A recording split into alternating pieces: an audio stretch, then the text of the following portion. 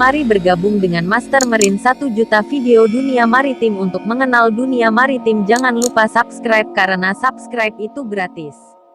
Share dan like.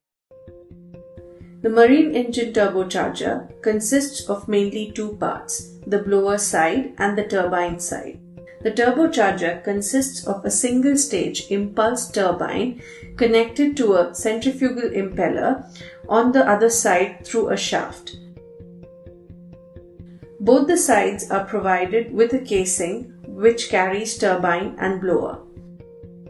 The blower side casing consists of filter to suck clean air without dust or particles which may damage the compressor blower blades. A diffuser is provided in the blower side for increasing the pressure of the sucked air. In the turbine side, an inlet casing is provided which directs the exhaust to the turbine blades. It also has a nozzle ring to convert the pressure into kinetic energy before hitting the turbine blade. The shaft is carried on bearings, which helps the turbocharger to rotate at extremely high speed of about 5,000 to 10,000 RPM, depending on the size of the turbocharger. The bearings are usually ball and roller type. To know how the lubrication of turbocharger bearing is carried out, please watch our video.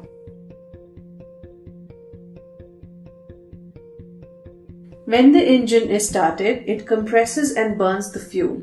Some of the energy gets wasted and produces exhaust gases, which needs to be drawn out of the cylinder using an exhaust valve. These exhaust gases from each cylinder go to an exhaust trunk. The turbine is driven by the engine exhaust gas. The exhaust gas from the trunk enters via the gas inlet casing of the turbocharger. The gas expands through a nozzle ring where the pressure energy of the gas is converted to kinetic energy. This high velocity gas is directed onto the turbine blades where it drives the turbine wheel. As the compressor is connected to the same shaft, it also rotates the blower at high speeds. The nozzle ring converts the exhaust gas into kinetic energy. It is fabricated from a heat-resisting polychrome nickel steel or a pneumonic alloy which can withstand the high temperatures and be resistant to corrosion. The turbine side outlet is connected to the exhaust uptake pipes which leads the exhaust gases to the ship's funnel. On the air side, the air is drawn in through the filters. A felt cloth can additionally be put on top of the filter for additional filtration. The air enters the compressor wheel axially, where it achieves high velocity. While exiting the impeller, the air goes out radially and passes through a diffuser, where some of the kinetic energy gets converted to pressure energy.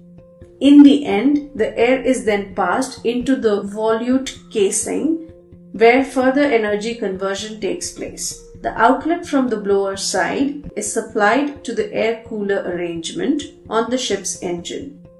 The arrangement is a shell and tube type air cooler where seawater or fresh water is passed inside the tubes as a cooling agent to reduce air temperature. This cooled air is then supplied as fresh air inside the scavenge trunk of the engine, from where it takes the supply of combustion air through scavenge ports of the liner. During the start of the engine, the turbocharger is also standstill. Hence, no fresh air is supplied to the scavenge ports, which is essential to start the combustion. Hence, additional blowers are installed which are switched on during the start of the engine. When the RPM of the engine reaches a range where turbocharger supplies fresh air, the blower is cut off.